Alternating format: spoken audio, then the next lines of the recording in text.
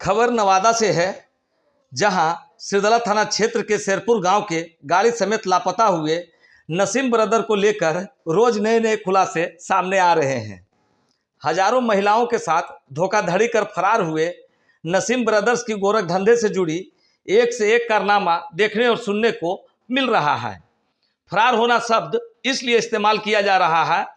कि अनहोनी और अपहरण के अटकलों पर उस समय विराम लग गई जब लापता तीनों भाइयों की कारस्तानी यूपी के बनारस शहर क्षेत्र के साहबाबाद क्षेत्र में व्यस्त सड़क पर नई चमचमाती हुई स्कॉर्पियो गाड़ी को लवारिस खड़ी कर आराम से भागते हुए देखा गया है,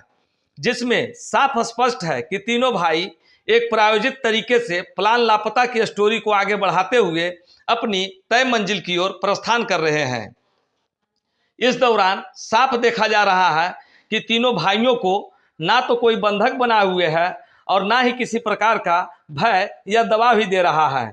तीनों भाई प्लान लापता के तहत बनारस के सड़कों पर निर्भीक और बिंदास होकर पैदल चहलकदमी कर रहे हैं और फरार हो रहे हैं। इसी कड़ी में आज नए खुलासे के साथ अलर्ट न्यूज आप लोगों के बीच एक ऐसा खुलासा करेगा जिसे देख और सुनकर आप चौंक जाएंगे। अभी तक की पड़ताल में तो तीनों भाइयों को ही गोरख धंधे में शामिल बताया गया था, लेकिन आज के खुलासे में यह साबित हो रहा है कि नसीम ब्रदर की गोरख धंधे में तीन भाइयों के अलावा नसीम का पूरा परिवार भी शामिल है। जी हां, आप सही सुन पा रहे हैं। गरीब ग्रामीण महिलाओं को ठगने वाली गोरख धंधे में नसीम का पूरा परिवार बराबर का हिस्सेदार है, जिसमें नसीम की पत्नी मेहरुनिसा, नसीम का बाप मुजीबुल हक, नसीम की बहन रुखसाना, नसीम का भगिन दामाद पप्पू मियाँ सहित अन्य की पुष्टि स्क्रीनशॉट पर दिख रहे बैंक चालान से आप कर सकते हैं, जिसमें गरीबों बेसहारों का खाता उजाड़ कर अपना बैंक खाता को गुलजार किया गया है, जो साबित करता है कि नसीम ब्रदर के गोरख धंधे में पूरा परिवार शामिल होकर विश्वास और भरोसे के पीठ पर ही नहीं बल्कि सामने सीने पर खंजर घोंपा है। अलर्ट न्यूज की पड़ताल में यह भी स्पष्ट हो रहा है कि गोरख धंधे में महिलाओं से ठगी कर रुपया लेने के लिए परिवार के अलावा आम ग्रामीण लोगों की भी बैंक खाते का इस्तेमाल किया गया। प्राप्त जानकारी अनुसार या फिर राशि ट्रांजैक्शन का रसीद और लेन देन का स्क्रीनशॉट के अवलोकन से अनुमानित बातें छल कर आ रही है कि नसीम ब्रदर सूदखोरों को या फिर अन्य फाइनेंस कर्मियों को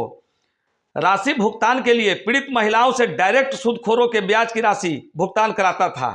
हालांकि इसकी संभावना जताई जा रही है, विशेष तौर पर तो गहरी पड़ताल के बाद ही मुहर लग सकती है। मिलते हैं इसकी अगली कड़ी में नए खुलासे के साथ, जिसमें अलर्ट न्यूज आप लोगों को नसीम ब्रदर का यूपी कनेक्शन को लेकर खुलासा करेगा, जिसमें भागने से पहले नसीम ब्रदर क्यों लगा रहा था यूपी का लगातार चक्कर का अहम खुलासा करेगा। तब तक बने रहें अलर्ट न्यूज पर। आप लोगों से विशेष आग्रह है कि अभी तक अगर आप लोगों ने अलर्ट न्यूज के सब्सक्राइब नहीं किया है तो कृपया सब्सक्राइब कर लें, साथ ही पोस्ट को लाइक और शेयर कर सहयोग प्रदान करें, ताकि इसी तरह का नया और ताज़ा तरीन खबरें आप लोगों तक पहुंचती रहे। धन्यवाद। सतर्क रहें, सुरक्षित रहें।